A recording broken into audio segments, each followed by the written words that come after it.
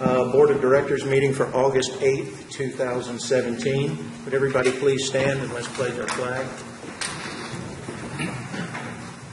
I pledge allegiance to the flag of the United States of America and to the republic for which it stands, one nation, under God, indivisible, with liberty and justice for all.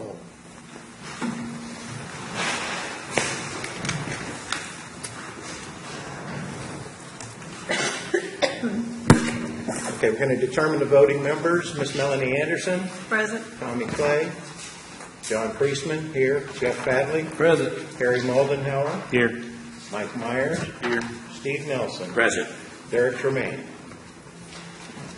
Okay, so we have two city reps. Jeff will be voting in Tommy Clay's absence.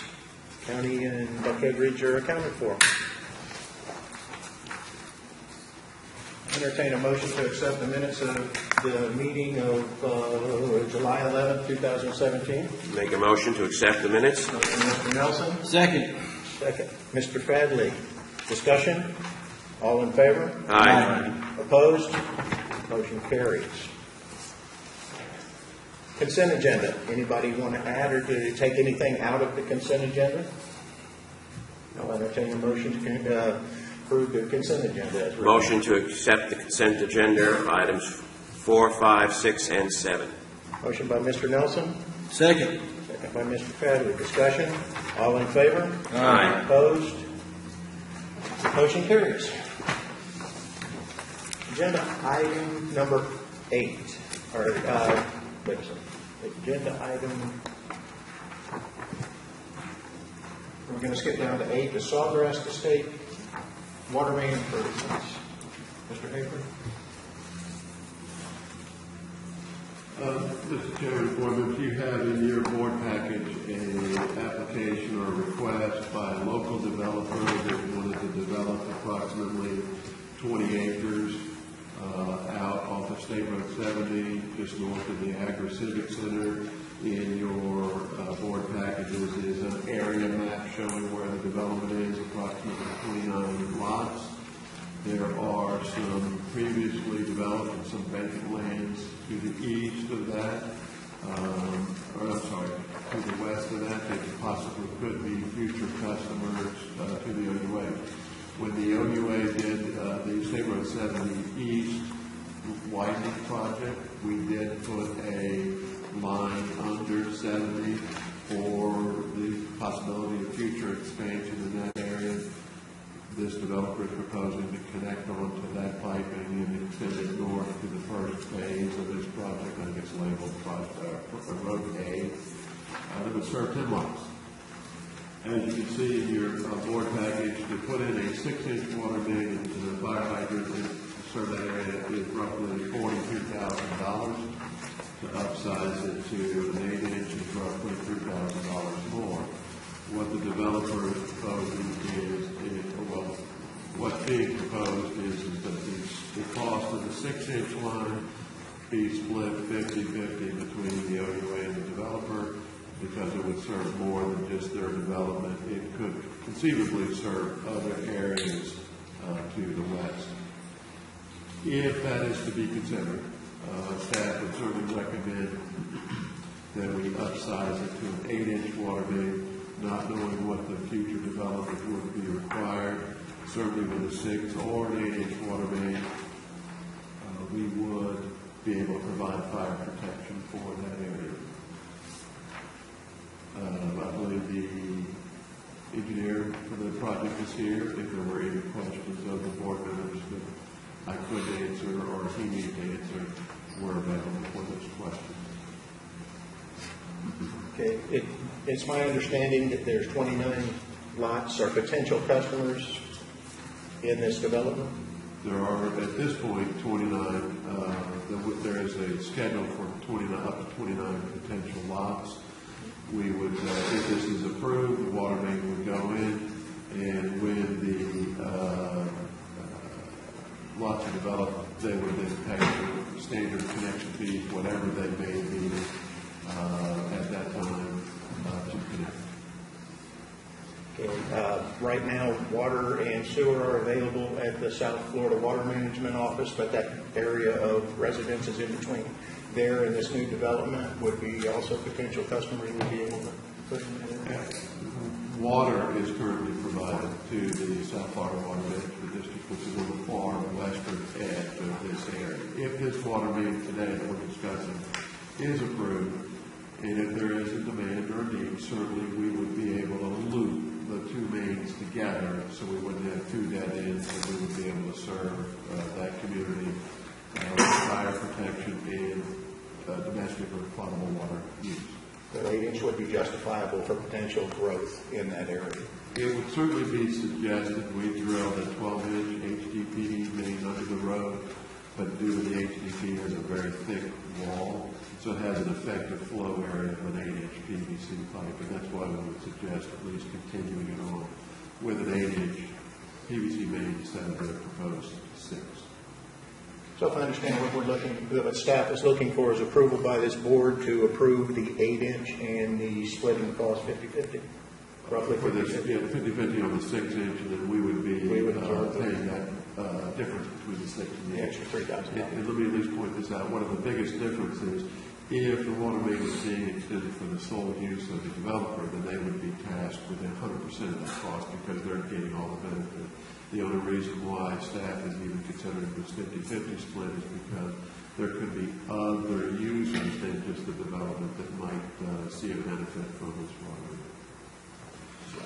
Anybody have any questions for John or Steve? I guess Steve, you're the engineer, Mr. Dobbs.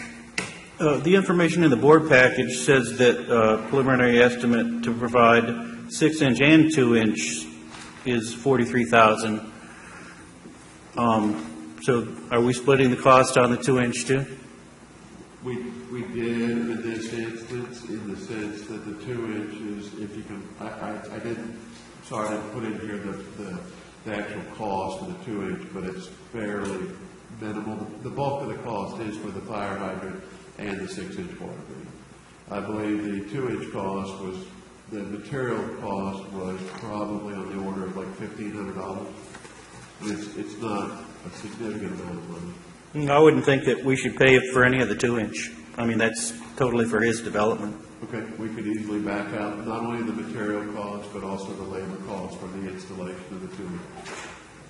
So it would drive down, it would raise their price on the split of the 6-inch.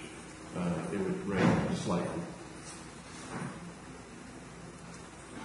But we could easily make that, I just don't have a dollar amount to tell you, but we could certainly base the approval on this split of backing out the 2-inch material cost and labor cost for installation. Any other questions? Okay, what is the board's pleasure? I make a motion that we go along with staff's recommendation to install an 8-inch water main, but to split the price with regard to the 6-inch and have the developer pay for the 2-inch. Motion by Mr. Nelson. Second. Second by Ms. Anderson. Further discussion? All in favor? Aye. Opposed? Motion carries. Agenda item number 9, northwest and southwest manhole rehabilitation. This is an ongoing project that was in the current budget year, FY17. We have a number of sanitary manholes in the system that were either constructed by brick and mortar or precast concrete. As a part of that process, every manhole that we install today has usually a spray-on, could have been painted on liner system that help isolate the brick and mortar, the precast cement from the elements that are carried in the piping system, primarily the hydrogen and sulfide gas, which when wet reacts with the surface in an acid form that will consume both the mortar or the precast cement, leading to eventual failure of the manhole, sort of like what we found at Aldi's recently, an older manhole that did fail. So to that end, we do have to periodically go back and look at the older portions of the system to see how well the liner system is held up and whether or not it's a candidate for the rehabilitation process. That rehabilitation process includes either sandblasting or pressure washing the interior lining, the interior coatings in the manholes,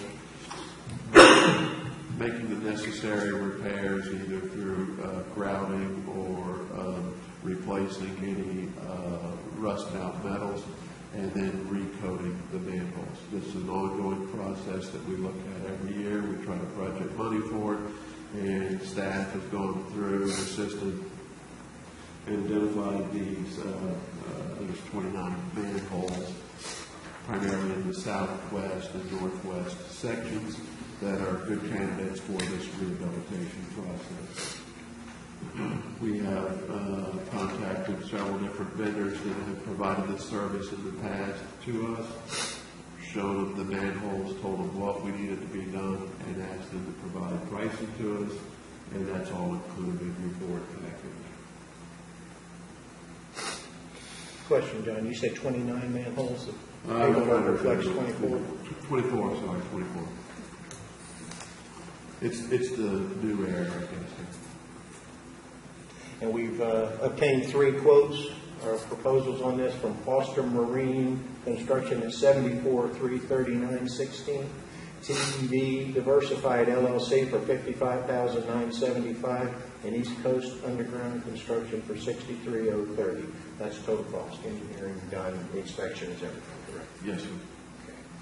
And you're recommending that we go with the lowest bid, TV Diversified, we've worked with them in the past? Well, let me correct myself. We have worked with 1 and 3 before, Foster and East Coast. TV Diversified is somebody who was referred to us. We got references, called around to several references, other communities that have used them, and they're pleased with their work. So this will actually be, if approved today, this will be our actual first work with TV Diversified LLC. How long have they been in business? I don't know. You're the ones that are having to deal with it. We don't want to mop up any problems. So if you're happy with it, I have to go with your recommendation. It's like anything else, they give you references of different communities that they've worked for. We called several staff members at those communities to ask about the work. The standard questions, are they on time? Will they do good work? We use them again, do those types of questions. And the answer has been affirmative. Okay, what's the pleasure of the board? Or do you have any other questions for John? I'm sorry, let's go ahead and see. Any I questions? just have one. John, since this is sort of an annual review thing we do, I'm presuming that the money to pay for this is already in the budget? $72,000 was allocated this year for this 72. type of work. Got it. Any further questions? It's the pleasure of the board. I make a motion that we accept the bid from TV Diversified LLC in the amount of $55,975 for the rehabilitation of 24 manholes. Motion by Mr. Nelson. Second. Second by Mr. Myers. Any further discussion? All in favor? Aye. Opposed? Motion carries.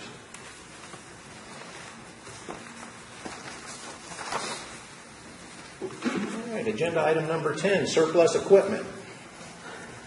Again, trying to go through certain housekeeping issues. We do try to go back and look at equipment that has served us well in the past and has been deemed surplus for one reason or another. Either it's age, maintenance cost, or replacement of other equipment that qualifies this stuff as surplus.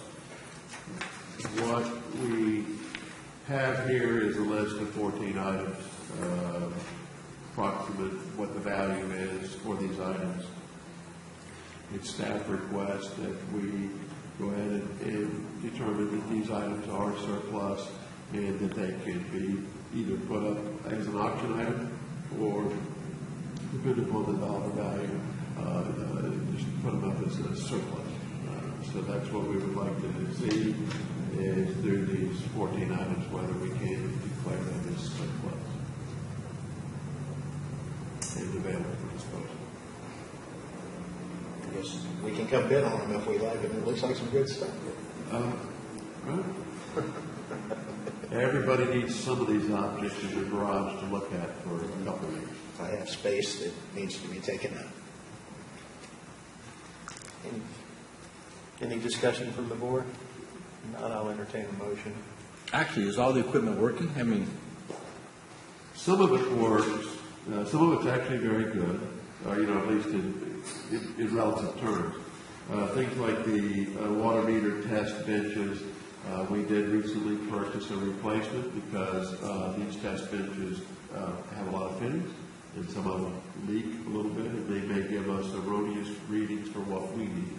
So we replace it. The Bobcat, the mini excavator, that's got some very good useful life, some useful life in it.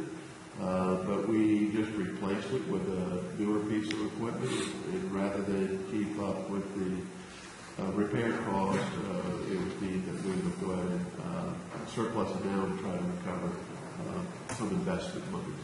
okay, thank you. Air compressors, toolboxes, again, they may have some useful life, but we figured they would be better off trying to get some value out of them now, while there is still some life in it. Any further, other questions? Okay, what is the board's wish?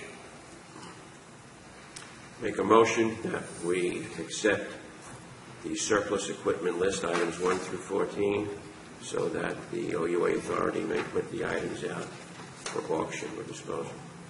Motion by Mr. Nelson, Second. second by Ms. Anderson. Further discussion? All in favor? Aye. Opposed? Motion carries. Agenda item number 11, emergency repair to Cemetery Road, wastewater PF, yard piping. This is at the wastewater treatment facility on Cemetery Road.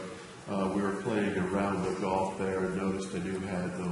It's It's the wastewater. there's a golf cart there. We use that for our, it's a pretty spread out plant, so they use it to go out and check the areas. But we do have a 24-inch ductile iron main connecting the influent pump station with the headworks of the plant. The headworks is where we take a lot of the grit and rocks and sand out of the line to try to keep it out of the actual treatment plant.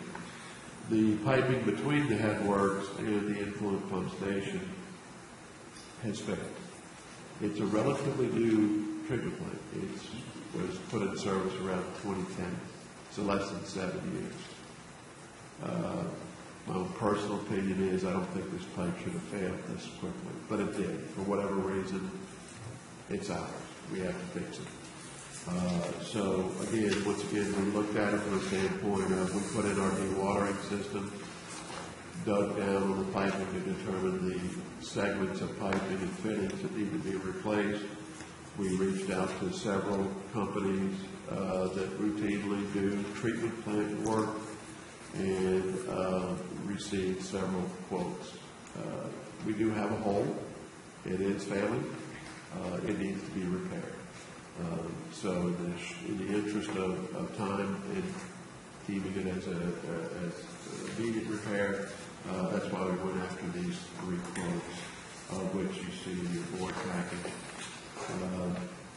All 3 of these firms we've worked with in different instances here at the OUA, and you can see their bid pricing. The comfort I can take with that is all of these prices are fairly close. They all saw the same thing, good things, problems, whatever. And we certainly have no problem with working with any one of these 3 companies. East Coast Underground did come in with the lowest bid of $29,890. And the staff's recommendation that we move forward with these repairs in a very opportune, quick fashion before it gets any worse. The failure, is there any way to identify that and correct it where it doesn't happen in 7 more years, or is it just something that happened? We might be able to, when we get the pipe out, to look at it. All of this ductile iron piping is supposed to have, like the manhole questions we had earlier, has to have a liner system typically installed in it. And on ductile iron, it's usually like a ceramic epoxy lining. We can try to look at the piping that's left to see if there is this lining in there. It's my guess, and purely my guess, that we will not find it anywhere. So it either was failure to adhere to the piping system or it got installed without a lining system. We are going to be going back, I believe, with C905. We're going to be going back with C905 piping and PVC piping, which is inert to the hydrogen sulfide gases. We will still have one fitting, or two fittings, two 90-degree vents. We will make sure that they come in with this ceramic epoxy coating on them so that we can at least try to maximize the protection. John, two questions. The first, do these pipes have a warranty with respect of how many years? If they do, it's usually 1 year. 1 year. Any reason why TV Diversified LLC didn't bid on this? I don't know if they were contacted. Right, okay. We contacted several firms, but we only put in here the three that responded that we could check references and pricing. We had to go back and ask for some sketches because they all didn't include sketches of what their work was going to be. And so that's why I feel comfortable with these three. And this is something that our own crews can't fix? We can do it, but this is not something we normally do. And that's why I would feel a little more comfortable in that once we start this process, we'll be in a bypassed operation. Right. We need to be able to get in, get it done, and get it repaired. So that's why we thought we would go with folks that work around treatment plants all the time. Would it be something that our crew could watch them so that in the event in the future, we might be able to repair it ourselves and save some money? We will be able to be there with it because we've already installed some of our own equipment. The dewatering system is the OUA dewatering system. So I'm sure we will be there to assist where possible. Plus, we want to be able to, when they get this piping out, I want to be able to look at it myself and look at what the possible cause was. All right, thank you. All right, would you approve from the board to take care of this emergency repair of the Cemetery Road wastewater plant? Make the motion that we accept the bid from East Coast Underground Construction for the emergency repair to our system in the amount of $29,890. Motion by Mr. Nelson, Second. second by Ms. Anderson. Any further discussion? Being none, all in favor? Aye. Opposed? Motion carries.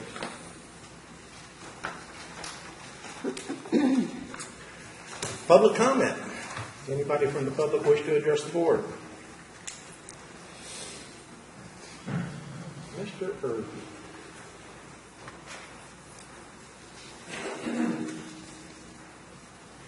Frank Irby, 1385 Southeast 23rd Street. Can't let this opportunity pass up to say congratulations on deciding to move into the chambers and get this on to, not stream it, but at least a video so that more people can see what activity goes on in Utility Authority, which can have a significant impact on people living in this community. Secondly, I'd say congratulations on deciding to work with a developer on installing water lines. I think that's a good move. I agree with Harry, though, that anything beyond that 8-inch should not be included because that should be strictly a developer. And obviously you guys agree with that, too. My only question would be, when you do this developer agreement, will you have some timeline, since you are investing $25,000 or $30,000 on expectations from the developer when they might use that line? Because that's the primary reason why you're putting it in. So I think you ought to consider that, because I would suggest that you might not put this line in even if you only had to pay $25,000 if that developer wasn't doing something. So I would suggest that you consider that in your developer agreement, that you have some kind of timeline to either they do something where you get customers, or then they fund the entire expense because it's something that you probably cannot use. Thank you. Thank you, Mr. Irby. Any other public comment? Mr. Burrows.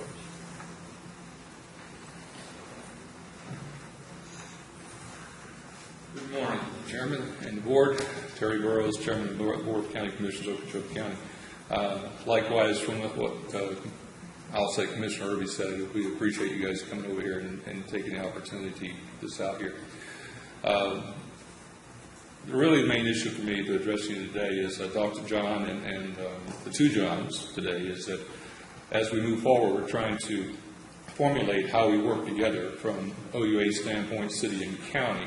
And as tomorrow we would try to pull together a meeting for our legislative session issues that we may want to bring about.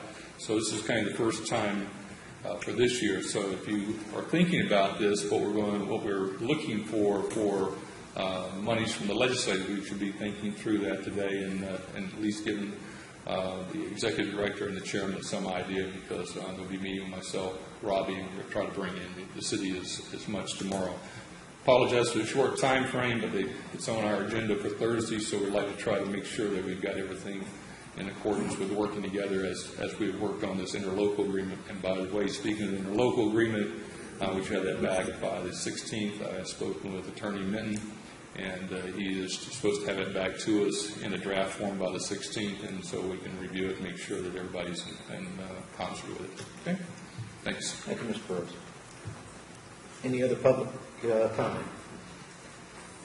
Moving on, items from our attorney. I don't know I have anything except I appreciate the cooperation of the county and the clerk's office with making this facility available for us. I don't know that we have anything to hide. We're out more in the public sphere, I guess, than we have been before. From a legal standpoint, I don't know that I have anything to bring to your attention. That's good. Yeah. That's a good place to be. Yes. Thank you, Tom. Items from the executive director, agenda item 14. Sorry, I do have a few things. As you can see in your board package, I can sort of go down the wish list or the list here pretty quickly. I have received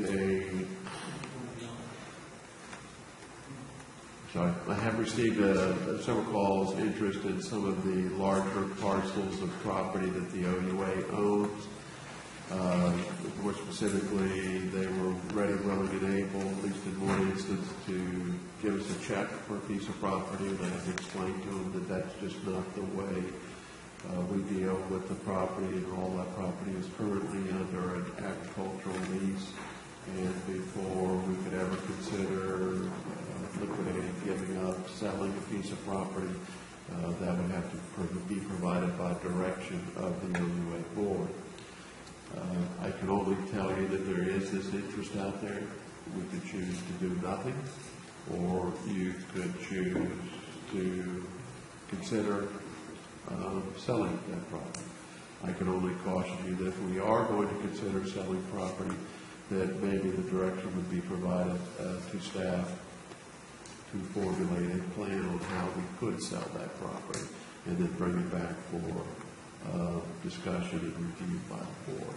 But I can only tell you that the two larger parcels, the one of Charlie Harvey, which used to be called the Freshwater Development, as well as the one out by Nuggets, 441 Southeast, which was formerly Land Ventures of America, were the two properties in question. We certainly have a few others, but unless we have an actual procedure that the board would entertain on how to sell, I don't think we're going to go forward. So I guess I could leave that up for any discussion or direction of the OUA board this morning. I'm not in the land business. I don't know what it goes per acre for ag land, but have these properties been appraised recently? To my knowledge, the OUA has not appraised it. Again, the appraisal may be a part of the step that we develop as a procedure for selling the property, that we go out and get one or more appraisals.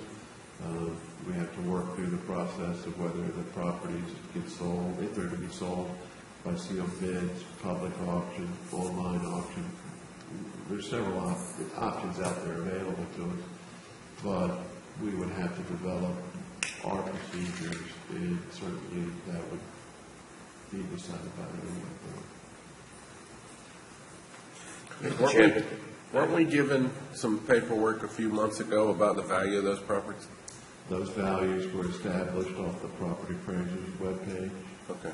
So they did their appraisal, if you will, but as us formally going out and hiring a company to do the appraisal, no survey of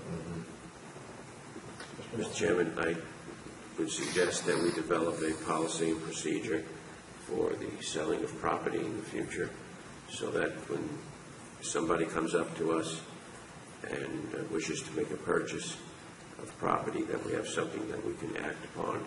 These properties, even though we purchased it, does belong to the ratepayers, and if we have the opportunity to sell the property and make a profit, I think we should take it. Yeah, we have a couple of big ticket items we're working on now with the surface water plant and all that, so, any kind of additional reserves would be welcome. And my short period of time being on this board, I heard many, many times over that we're not in the land business, we're not in the land business, we're not in the land business.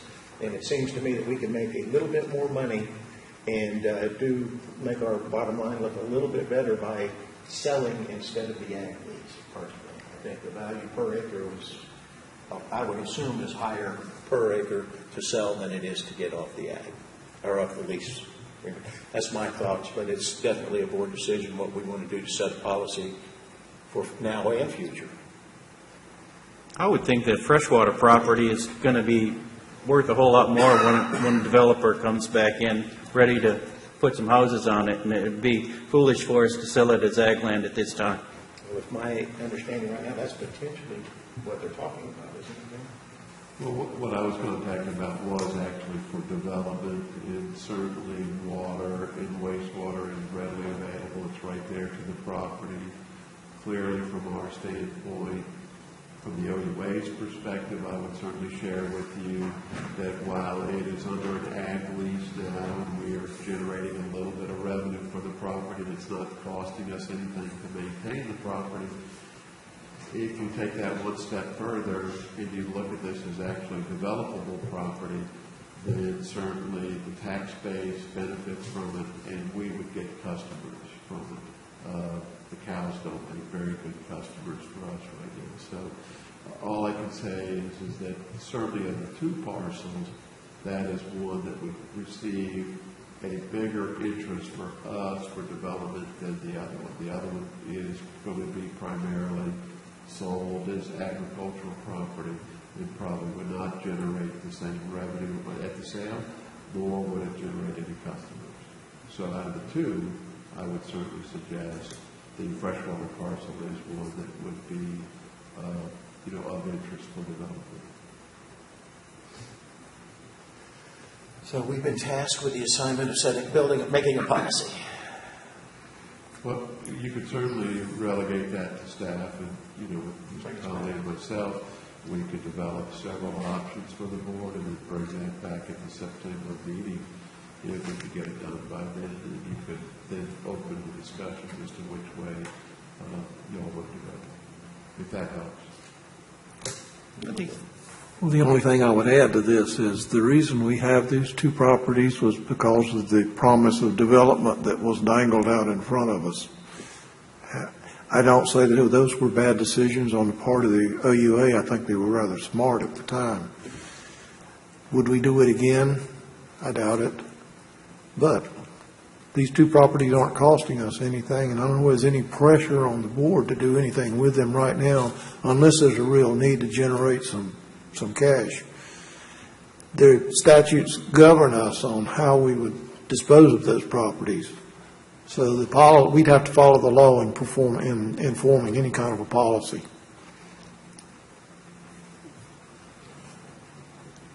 That's very important. Entertain an idea that we let staff bring us some options back on policy to disperse surplus land and the land that we own at this present time, and the board will discuss options. It clearly this would be just a generic policy. It would not be directed at one parcel over another. It's just really, if there's some interest from outside folks, this is the procedure that we have to go through to deem these properties surplus and put them up for sale. I have one question. Is it the same person that came to us with the freshwater property interested in the other piece also, or are there two different people? It would be different individuals. I think now that we have some interest would be the time to get our policy in place so that when we have a viable option or offer, that we can immediately address it rather than having to go through this again. That would be my recommendation. Okay. Are you all right with that? We'll task the staff to follow through and bring us some recommendations. We're going to need it eventually, might as well have it on the book. I'm not saying we sell the property, but we're going to need a policy in place sometime down the road. Yeah. Can we have that next meeting, guys? We'll work with it. The next item is as a topic of discussion at the last meeting, there was some discussion over different projects that the OUA could entertain for either infill or expansion projects in water and wastewater. I did fill up your in baskets with several projects that we had already looked at in the recent past for wastewater expansion. At your place today were the notebooks that you may have seen in the past, but I left it again for the 6 projects that are currently out there for consideration for wastewater expansion. Clearly on the water side, through the assistance of Okeechobee County, there will be a CDBG project. That's a community development block grant project for the Whispering Pines area. That's the east end, if you will, of the Basswood area, where there will be a grant made available for the installation of potable water mains in that area for domestic use and fire protection. Clearly, the OUA, I should say, the OUA has expanded the water system in Basswood on a case-by-case basis. As the demand came forward, monies were available, the OUA did put in some water mains on parts of some of those roads out there. If we are talking about a concerted effort to expand the water system, I would propose that there would be elements within Basswood, Pine Ridge Park, to Mid-Dame, a couple areas that we could go into for water expansion to bring on new customers. All of these projects have a cost associated with it. Clearly, the OUA cannot fund all of these projects out of any monies that we have set aside. So to be able to pursue any of these projects, we would need assistance either in the form of appropriation, grants, or loans. There's really two issues here. Is one, funding. Is it the board's direction that we could pursue certain projects with the understanding that we would have to go out and obtain grants and loans or appropriations to build them? So the financial end of the question needs to be at least briefly considered and discussed. The second one, as Chairman Burrows had mentioned, and I mentioned at the last board meeting, our legislative delegation meeting is coming up, and I've asked if there is any direction of this board to choose one or more of these projects as a option to put on this legislative delegation for our representative and senator to push for us in Tallahassee. So once again, I would ask if there is some direction from the board, one of these projects or other projects that we can discuss, or I have an idea as to what we want to push through our legislative delegation. Do you have this list based on priority, or is it just arbitrary? It's no, sir, it's not on any kind of priority. I can tell you that we have spent a considerable amount of time and effort in the Treasure Island project, doing design, right-of-way acquisition, easements. We do have a certain investment in there, but other than that, these are open for any kind of discussion, any kind of ranking. They all have their merits. Pine Ridge would be relatively easy to go into. Poorly drained soils, high density. Southwest section, clearly the same kind of problem. Poor soils, drainage. The density isn't quite as high, but it's still a very viable candidate for the wastewater.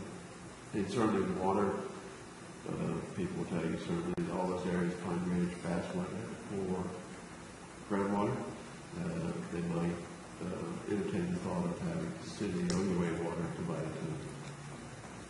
Thank you. John, I think it would help the board if there would be some way you could show the expected return for each of these expenditures. What are you going to get back for your dollars on each of the projects? Because I think that would help prioritize each of these. We could really do that in the electronic documents that were sent to them, as well as the 3-ring binder in front of them, have a cost per construction, as well as the number of houses or customers that we would connect. As far as taking that forward to see what the financial return on that investment by the number of customers, I don't believe that's done, but that's something we can add to that discussion. We do know the cost, the preliminary estimated cost, as well as the number of customers for these 6 projects that are listed here. But we can do it as a rate of return, if you will, on those customers. We could add that. I think that would help you prioritize them. Maybe not, but Well, that was my question. I mean, if we're just throwing out these big numbers and asking to spend this kind of money with no analyzing of the return, we have no idea what's best for our community, what's best for OUA. There's just big numbers here, and it says pick one. $80 million. $80 million. Here in this document, clearly, just the area of location with an expectation of what the lay of that land is and the cost is there. In that document that was emailed to you, and certainly in that binder, there is a bit much more information, like the actual layout and the number of customers. But we could easily do a spreadsheet which would tabulate all of that, the cost of the project, number of customers served, and a rate of return, an expected rate of return on that investment. I think that would be very helpful.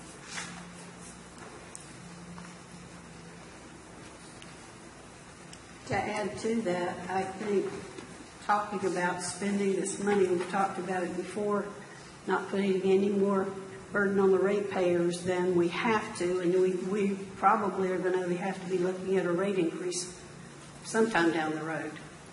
So I think that needs to be factored into it as well. It is, it's hard to say, obviously, at this point, when or how much any rate increase would be added until we know which project and the cost of that project and the return on that project. So we really won't know where the rate increase will be.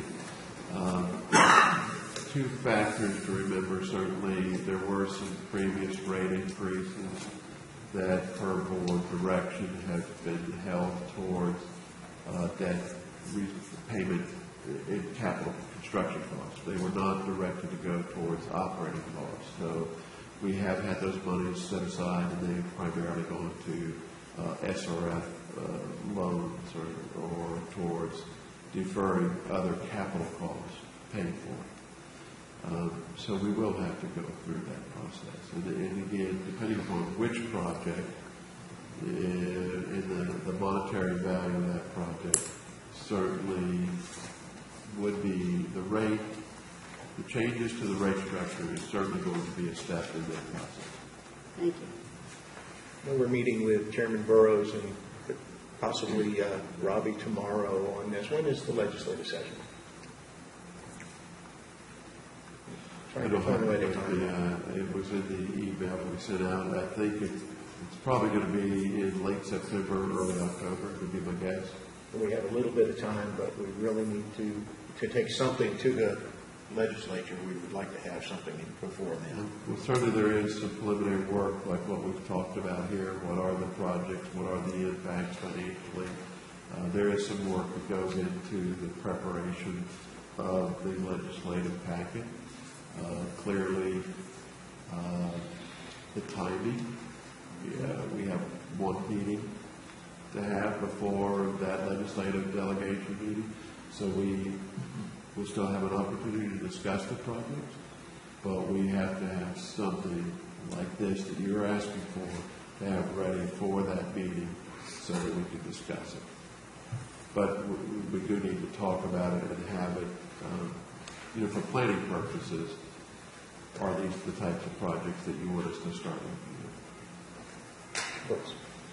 You asked relative to the legislative session. The first session is going to be probably the first or second week in September, but that's pretty much trying to get everybody together. And we're looking at probably the second week of October or the fourth week of October is when really we start having to meet these particular issues that are going to be laid out. One of the things you should consider very highly is that right now we have a very good push in the legislative or the legislative session last year, and it's going to continue this year relative to septic to sewer opportunities. You saw some of the issues that just popped up the other day about Sewell's Point deciding not to go from a septic to sewer concept, which didn't bode well with a lot of folks. The point of it is that Martin County and a few of the others are making significant headways in terms of trying to reduce the number of septic tanks that's close to the Indian River Lagoon.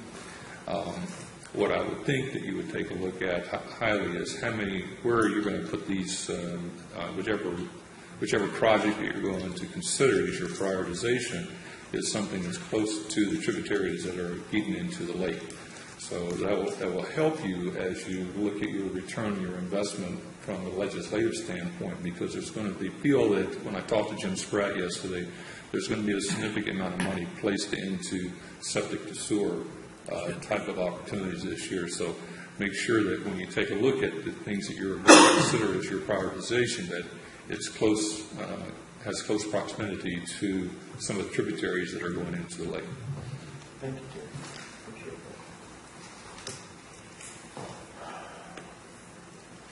So to kind of wrap it up, the other end of the spectrum is, even if we get to an idea that there are projects that we've identified, number of customers, the rate of return, the impacts to the rate structure, at some point in time, based upon the amount of the appropriation, we still may end up having to accept the fact that there would be some debt added to the OUA, and whether or not that's acceptable. And certainly, we're not looking for any kind of nod or green light to move forward, because there's a lot of things that we would have to address prior to moving forward.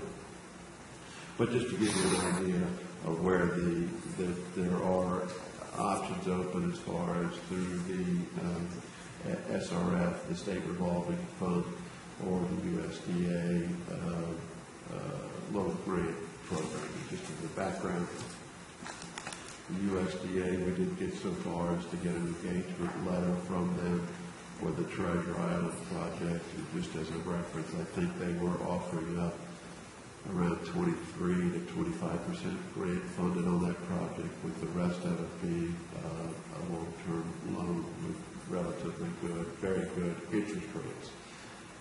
So you can see the types of interest that they're charging now, anywhere from less than 1% to a little over 2%, depending upon whether it's a wastewater or a water project through the state, and certainly the benefits of the USDA, where there is grant money rolled in with longer-term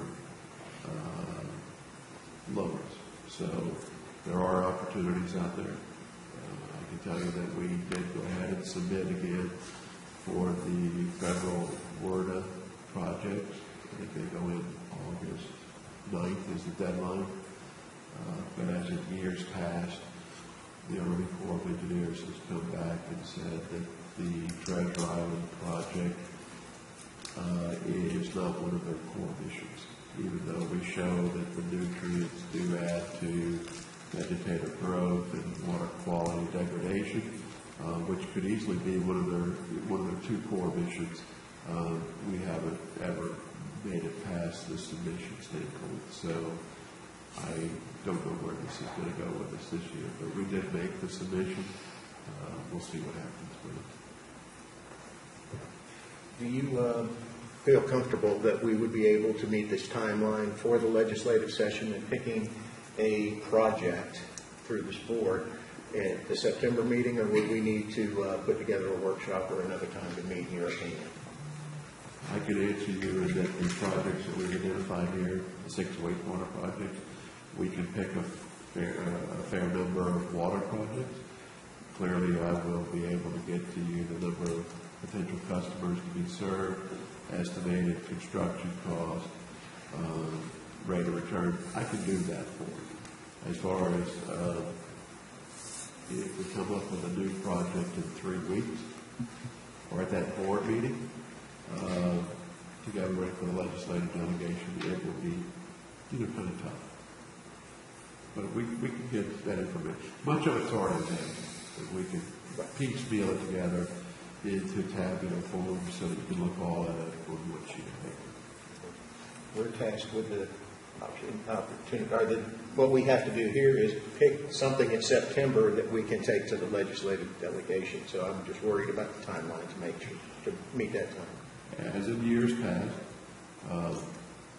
it's best to rank your projects, and pick the most favorite as opposed to going up and letting someone in Tallahassee, give them 4 projects, pick one that they see they like. So clearly the suggestion would be, out of all of the projects that we could give you, clearly there ought to be a favorite that we really, really deem as being the best project for us. It could be for any number of reasons, as we suggested before. Treasure Island clearly has water quality impacts, but the other mention of the projects is that the OUA has next to nothing on the east side of our community as far as infrastructure in place for wastewater. If Treasure Island is the chosen project, not only will we get the benefits of the improved water quality aspect, but we will also have infrastructure in place, such as if there are other developments and there are other paying developers out there on the east side of town, that if the infrastructure was in place, it might be one of those elements that they look at to move forward with their development. More attractive, of course. Clearly, by connecting in smaller package treatment plants that we would no longer have to operate, like Kings Bay or the Everglades School, we save a little bit, because now we don't have to send people out there on a weekly basis or 5 visits a week to operate a treatment plant. It's a pump station now, and it operates on its own. Development, there's been discussion, the Agri-Civic Center is tied into the school. The development at the Agri-Civic Center is somewhat dictated by how well the treatment plant at the school works. So if there is the discussions to develop further the Agri-Civic Center, put a EOC type center out there for personnel people, that's the type of thing that we would have to look at. And if we had this infrastructure in place, then the wastewater would not be a limiting factor. So I'm just suggesting there are multiple things to look at when we decide on some of these projects that go beyond just serving the immediate public and the cost. I mean, there is some other things that we figure into it. So we can try to list all of that and help you all to maybe formulate your own decision as to which one to go. More comfortable, we can come up with a plan at the next meeting, or do you feel that we need to meet in addition to the next meeting to discuss things? I think we need to have a workshop. There's a lot of items on our plate, and I would feel very comfortable with going over everything so that the committees going up to the legislators have everything, all their ducks in a row. That's just my opinion. Well, we will have the September meeting before this process really kicks off, but if you want to have a workshop before then, certainly this is something that we can try to work through with county staff and the availability of the room, or we could have a workshop at our own boardroom, but it wouldn't be recorded as far as video recording. And I think the intent was that at least all the regular meetings and the workshops, if possible, should be available for video.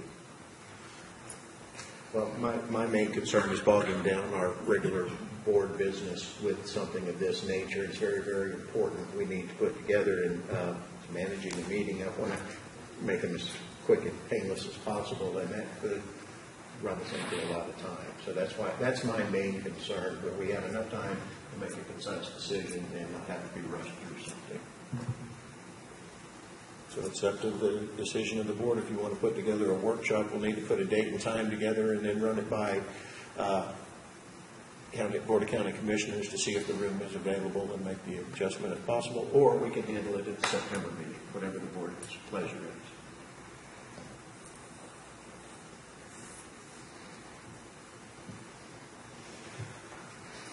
Well, there's a whole lot of quiet out there. Well, Either way's fine with me, Then the only other option I would throw out is that we could, again, transmit either by paper or electronically the findings of these projects, and as a staff, we would certainly be happy to meet individually with any board member prior to September, but the benefit of the workshop, if that's an option for the board meeting, is that all that information is disseminated in public all at once, and there could be interactions between board members, asking questions and listening to answers.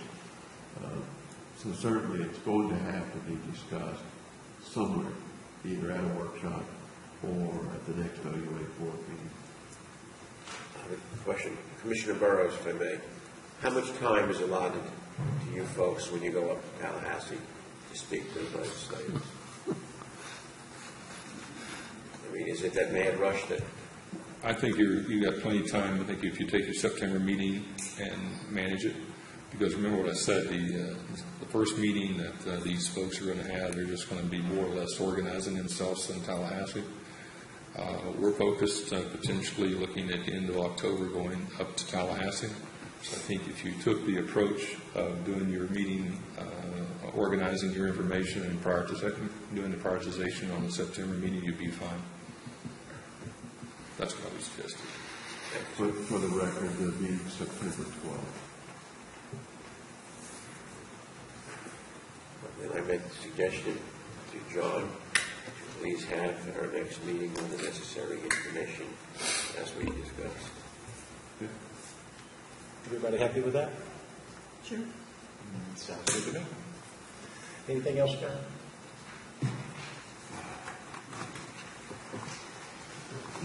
Oh, yes, sir. Sorry.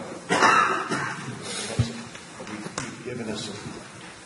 As is usual, we have several construction projects ongoing, design projects, and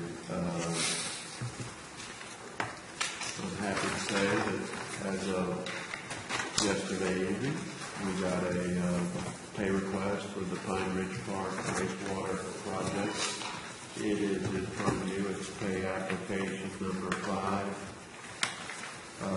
In the amount of $73,564.74 to be paid to Seminole Design Build, Inc. It is open for discussion. The work has been reviewed by OUA staff as well as the engineering staff that is representing the OUA, that being Holtz Consulting Engineers, and it's recommended that, that the payment of the $73,564.74 be approved to, what's it called? Motion to pay it. Motion by Mr. Fadley, Second. second by Mr. Nelson. Any discussion? Further discussion? All in favor? Aye. Opposed? Pay the bill. Who's the next motion? Mr. Fadley, Mr. Nelson. Okay, we have a question on the next one, right? Yeah. Do- There is one other corrective item that you'll find in front of you. It is going to be at the Pine Ridge Park wastewater project. There is a design element where Bell's Mini Mart had a long gravity sewer line over to the vicinity of the old pump station, which will eventually cross. It crosses what is currently OUA property. That property is slated to be given back to the original owner, which would put this sewer line through the middle of that property. We could leave it there, we could grant ourselves an easement, it would always be there on the property. The other option is to put in a new gravity sewer line that would run parallel to the rear lot line of Bell's Mini Mart and tie into an outlet that we did propose in construction and that's there and waiting for. The cost for that proposal is $15,656. They have proposed it here as a change order to the contract document. I would suggest that we do it as a work directive to the contractor because there was some contingency money built into their original contract price. So really shouldn't be a change order. Change orders are used for changing contract price or contract time. I would say that we approve this expenditure of $50,656 to be a work directive. Those monies would be taken out of the contingency money that are part of the original construction price of $768,000, $484.74. So in essence, yes, it will cost the OUA $15,656, but it will be taken out of the contingency money rather than additional money to the contract. I hope I'm clear with that. And you want we would do it under a separate contract, not as a change order in addition to the existing contract. In the original bid of 768, there is some money set aside as a contingency line item for changes during the work. I would suggest that we authorize this as a work directive to do this work, and we'll take it out of the contingency money. Because it's coming out of the contingency money and it's not changing the contract price or time, I would suggest we go that way. So that it doesn't encumber as far as an easement heading through this property, and when we grant the property or give the property back to the Gadsden family, it's not encumbered with this gravity sewer line going across. Two things, John.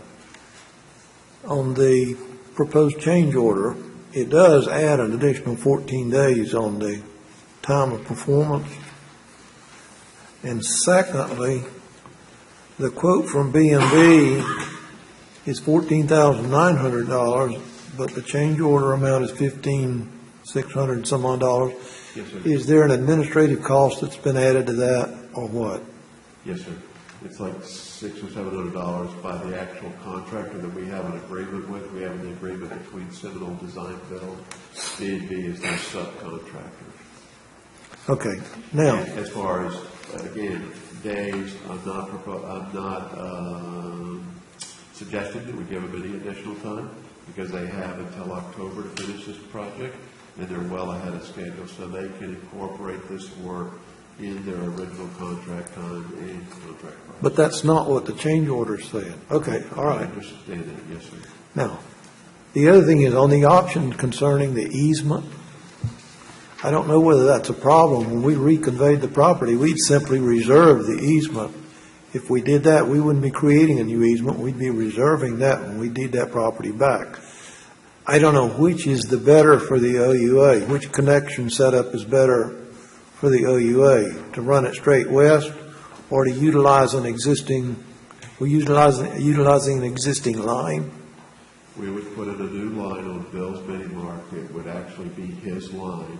We wouldn't need an easement. We would take ownership at the lot line, the right-of-way line. Well, it's cleaner to do the change order setup then, to run the line west. No, sir. It is I'm really- telling you, it's easier to run the line out to 30th Avenue behind Bill's Mini Mart than to rerun it north through the middle of this property over to the pump station. And what's your recommendation? My recommendation is we do it as a work directive for the $15,656. We do not need to gain them any extra time, and we do not need to change it. And strike the 14-day provision That is from the, correct, yes, sir. okay.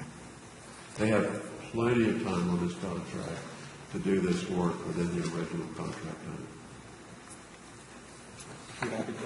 You happy with it? I guess so. I mean, it needs to be done, the project needs to be finished, and since I knew they were ahead of schedule, I was concerned about the 14 days additional time added for completion of the project. How much money is set aside in the contract as far as the contingency money? I believe it's $75,000. We have, so that, at the end of the contract, if it is not used, at the end of the period, we would do what we call a reconciliation change order to adjust the contract time and price to zero that money out. So if we utilize $15,000 now, there would be basically, it's not money returned to us because we've set aside money for the project, it's just money that's not used. So it's not like we're going to get a $75,000 check back from it. It's just money that we have allocated to use for the project, we just wouldn't use.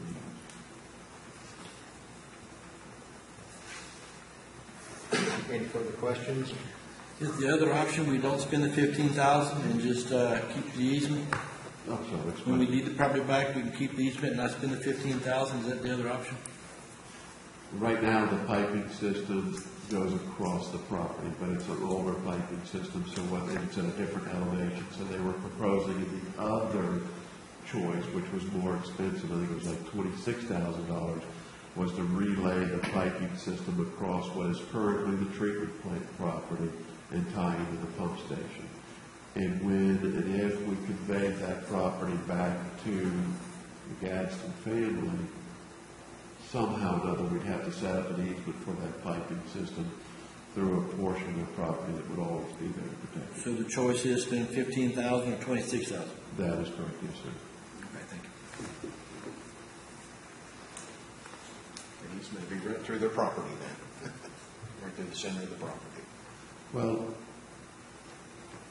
I could only suggest to you, and I'm going to save somebody some problems 30 years down the road, that if it goes to the middle of the property, eventually somebody may forget about it and build a building on top of it. We've heard of things like that happening before. I'm not going to mention names, but we've run into that before through whatever reason, and it gets forgotten about, and we come. So this is just one of those issues where it's cheaper, in my opinion, cheaper and better just to get off of that property. Cheaper and better is what you said. Yes, sir. Cheaper and better. Yes, sir. Okay. Sorry, my sinuses are All so. right, what's the pleasure of the board on the bill for Seminole Design for 5656? Motion to pay because it's cheaper and better. It is a work directive, yes, sir. The work director. Motion by Jeff Fadley, Second. second by Steve Nelson. Any further discussion? Let me be sure what the motion is. What's the motion? It's to approve the work directive to give the Seminole Design bill for $15,656 that will be paid for out of the contingency line item in their existing contract. With no extension of time for completion of the project. That is correct. Okay. Just like I said. okay with this, Steve? Yes, sir. With no extension of time. Any further discussion? All in favor? Aye. Opposed? Motion carries. Pay the bill. Yes, sir, John. Items from the board? Nothing? Everybody happy? Thank you, everybody, for coming. New venue is wonderful, TV. And I will accept the motion to adjourn. Motion to adjourn. Second.